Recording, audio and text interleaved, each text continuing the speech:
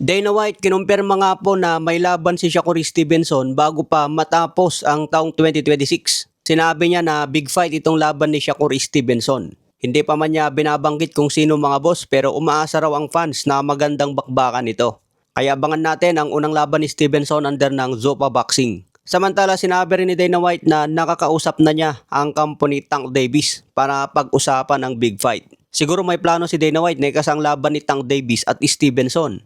Magandang bakbakan kasi itong mga boss lalo na kung 135 pounds ang laban. Pwede rin maglaban sila sa 140 pounds. Kaya abangan natin kung makuha ni Dana White itong si Tank Davis. Kahit bira na mapalaban si Tank Davis, malaki pa rin ang pangalan niya.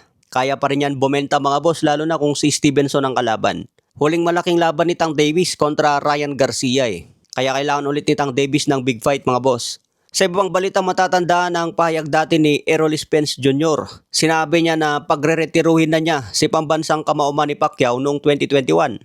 Pero napurnada ang plano ni Spence na pagre-retiruhin ng permanente si Manny Pacquiao dahil nagka-injury ang kanyang mata at tinapala ng napkin.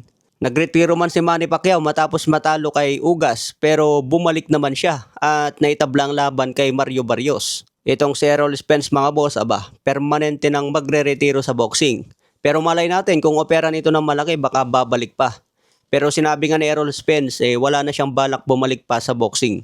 Si Manny Pacquiao may plano pa na lumaban sa World Champion. Pwedeng interim fight bago lumaban kay Devin Haney o kaya kay Conor Benn. Sinabi rin ni Ryan Garcia na interesado rin siya na lumaban kay pambansang kamao Manny Pacquiao dahil ito ang dream fight niya. So kung big fight ang habol ni Manny Pacquiao mga boss at malaking pera ang gusto niya, pwede si Ryan Garcia. Tingin nyo, kaya pang sumabay si Manny Pacquiao kay Ryan Garcia. Lalo na kung manalo si Ryan kontra Conor Benn ngayong September 12. Sabi nga ni Conor Benn, hindi siya papayag na matalo kay Ryan Garcia. Kaya delikado rin dyan si Ryan mga boss kung magkamali ng kamada.